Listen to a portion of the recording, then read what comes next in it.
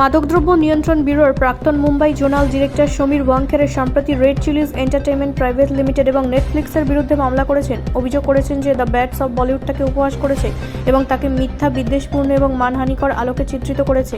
যাই হোক, সমীর ওয়াংখেড়ে এখন শাহরুখ খানের সাথে কথিত হোয়াটসঅ্যাপ চ্যাটের প্রতিফলন করেছেন, যা পূর্বে অনলাইনে ফাঁস হয়েছিল। হিন্দুস্তান টাইমসের সাথে একটি সাম্প্রতিক সাক্ষাৎকারে সমীর ওয়াংখেড়ে প্রশ্ন তুলেছেন, মাননীয় বোম্বে হাইকোর্টের সামনে আমি একটি রিট পিটিশন দায়ের করেছি। সেই রিটে আমাকে আদালতের সামনে কিছু প্রমাণ উপস্থাপন করতে হয়েছিল। তাহলে আমি কেন এটি ফাঁস করব?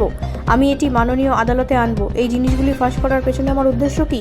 হোয়াটসঅ্যাপ ফাঁস ঘটনাটি 2023 সালে শুরু হয়, যখন প্রাক্তন এনসিবি অফিসার সিবিআই কর্তৃক আনা একটি দুর্নীতি মামলার লক্ষ্যবস্তুতে পরিণত হন। সিবিআই 2025 সালের জুলাই মাসে বোম্বে হাইকোর্টে আশ্বস্ত করেন যে তারা 3 মাসের মধ্যে তদন্ত শেষ করবে। মুম্বাইয়ের প্রাক্তন জোনাল ডিরেক্টর বিশদভাবে বলেন, যাই হোক, যখন কোনো যুক্তি উপস্থাপন করা হবে তখনই এই বিষয়গুলি বেরিয়ে আসবে। তাহলে ফাঁস করার উদ্দেশ্য কি এবং সেই চ্যাটগুলিতে কী ভুল? বিষয়টি মাননীয় হাইকোর্টের বিচারাধীন। 2023 সালের মে মাসে আরিয়ান খানকে গ্রেপ্তার করার মাত্র 10 দিন পরে শাহরুখ খান এবং সমীর ওয়াংখেড়ের একটি ফাঁস হওয়া চ্যাট ইন্টারনেটে ছড়িয়ে পড়ে। তৎকালীন এনসিবি অফিসার তার বিরুদ্ধে 25 কোটি টাকার চাঁদাবাজির মামলায় তার আবেদনের হোয়াটসঅ্যাপ চ্যাটগুলি সংযুক্ত করেছিলেন বলে জানা গেছে। শাহরুখ খানের কথিত চ্যাটে লেখা আছে, তুমি একজন ভালো মানুষ, দয়া করে আমার ছেলের প্রতি সদয় হন।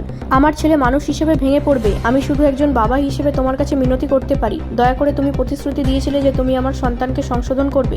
তুমি যা করেছো তার সামনে আমি কখনো দাঁড়াবো না। আমি শুধু তোমার ভালোর ওপর বিশ্বাস রাখি। ঈশ্বরের দোহাই, তোমার লোকেদের ধীরগতিতে চলতে বলো। আমি শপথ করছি যে তুমি যা ভালো করার চেষ্টা করছো তাতে তোমাকে সাহায্য করার জন্য আমি সর্বদা তোমার পাশে থাকবো। এটা একজন মানুষের প্রতিশ্রুতি এবং তুমি আমাকে যথেষ্ট জানো যে আমি এর জন্য ভালো।